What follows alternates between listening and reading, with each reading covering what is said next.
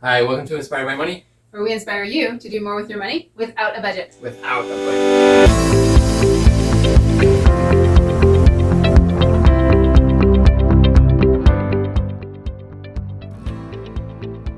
All right, today we're going to be talking about the worst financial mistake that parents make. Wow. This better be a good one. So, this may be a little controversial, but the worst financial mistake parents can make is paying for their kids' college, even planning to pay for their kids' college. So if you want to help in the future and you've got all kinds of money, perfect. That's what it's all about. But we're not saying don't pay for it. We're saying the worst financial mistake you can make is planning and or paying, if you're not in a position to, for your kids' college. Absolutely. So there's a ton of financial mistakes that people make. And I mean, we're not blameless ourselves. We've made plenty of them. So, there's scams, there's investments that you made that weren't so good. There's investments that you didn't make that you should have. All kinds of things. Buying too much of a house. All these are financial mistakes that people make. But the worst ones that parents make is actually paying for their students. And so, as John mentioned, this can be very controversial because, as parents, we want the best for our children, right? And so many parents have this mindset that I don't want my child to be saddled with student loans. Absolutely. You look around, you read the news, read media. There's plenty out there. There's so much about how much student debt, weighs down on. Maybe even you still, personally. So absolutely. And so, thinking that I want my child to avoid that option, well, yeah, of course you want that. However, there's a lot of reasons that play into this as being a terrible mistake for you to make. The first reason that this is a mistake is there are other options out there. So we had a good family friend who had a son who had his heart set on going to Yale. She was not a financial place to afford tuition for Yale. She hadn't saved, she had other children, right? This was not really an option without this child going into lots of debt. However, this student decided that he really, really wanted to go to Yale. And he went out and made it happen. He literally found every single dime through scholarships and other people who were willing to support him going to school. Not other family members. It wasn't these, no. Give me money. No, these are other options that are viable through the universities and through other means like that. Other organizations that are happy to give money. And maybe it's $5,000 here or $3,000 there, but you know what? It adds up. So there are definitely other options. And there are actually people out there, professionals out there, whose job it is to help your student find all of these opportunities so that they can go to school with paying little to no money out of pocket. Yeah.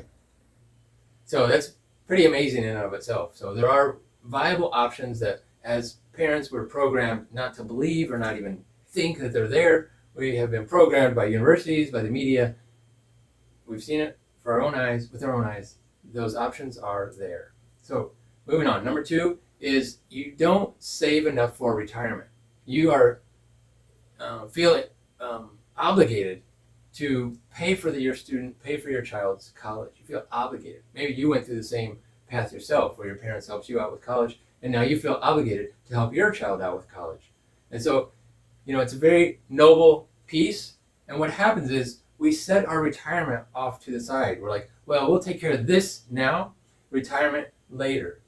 And what happens is you end up not being able to catch up to where you really wanted to be. And you rationalize and you say all these things to make it okay that your child got through college and all that happened. Where if the mindset is different, where you are saving for retirement, you're saving for yourself, for your lifestyle, for your future dreams, for all of the things that you want this retirement to look like, when you do that, believe it or not, you will have more than enough to pay for your child's college. But that mindset has to switch if you're already in that program piece. Or it has to start way early where you are dedicated and just ready to go all in for your retirement. And that's really it. So the mistake comes where your whole lifestyle kind of gets adjusted because of your obligation to fulfill this university college route.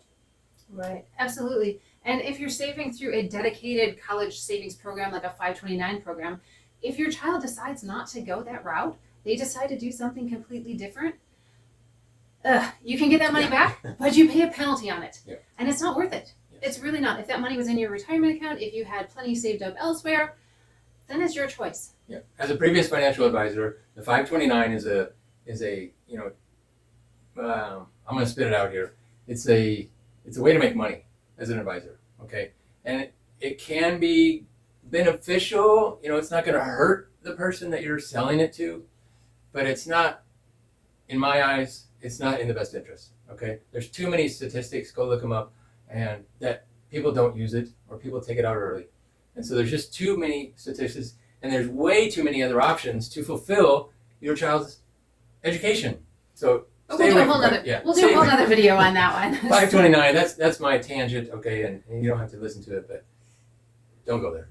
All right. Right. So saving for retirement is eminently important, more important actually than putting your child through college.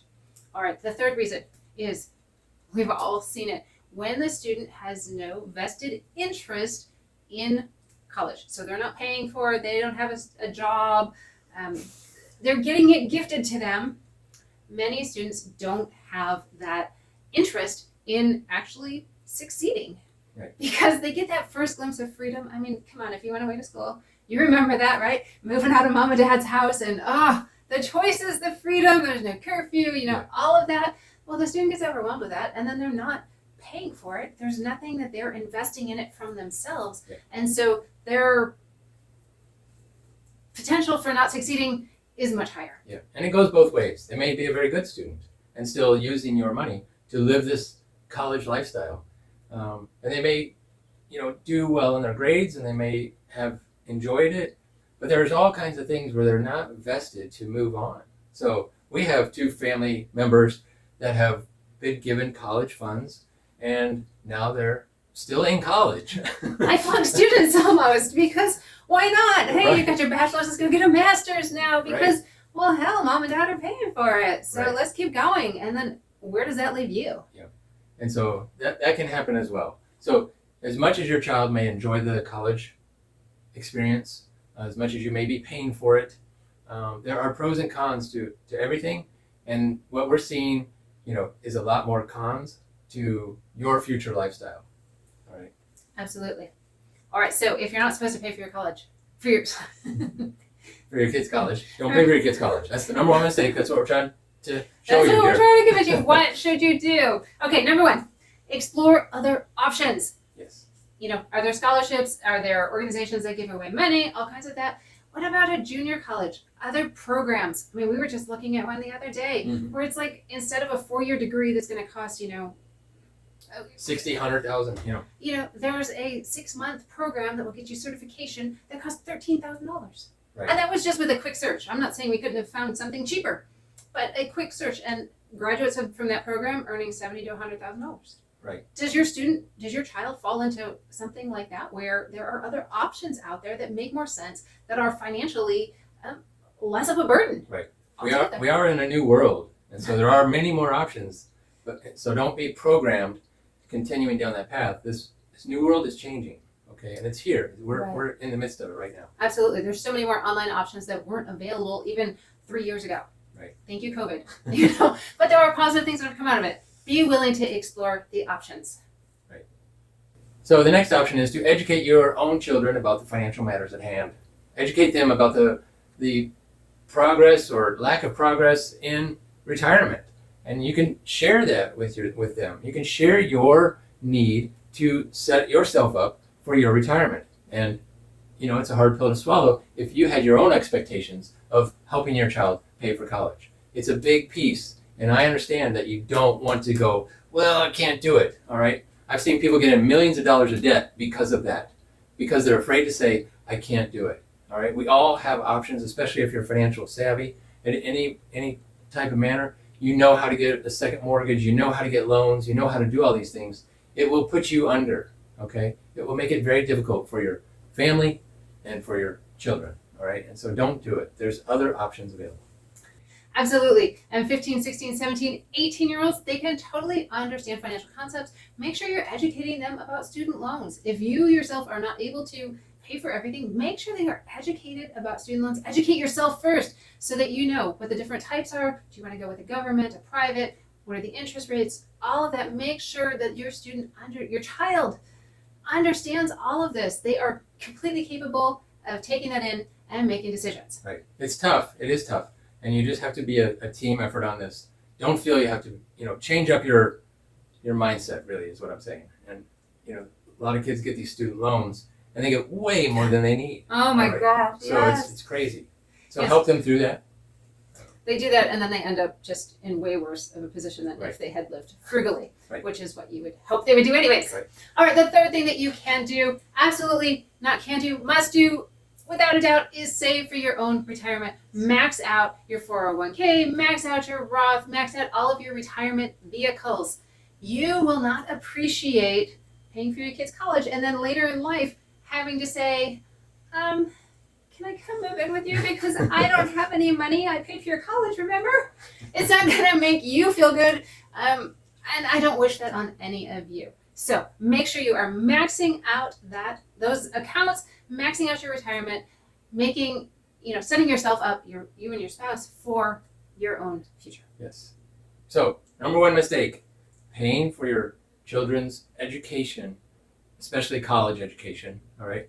So that is the number one mistake that I see, that we see happening. And so it changes your entire life's direction when you secure your financial future, all right? Absolutely. All right, if you would like to learn more about how to plan for things like this, go ahead and grab our free course. The link is in the description below. We go through all kinds of things like planning,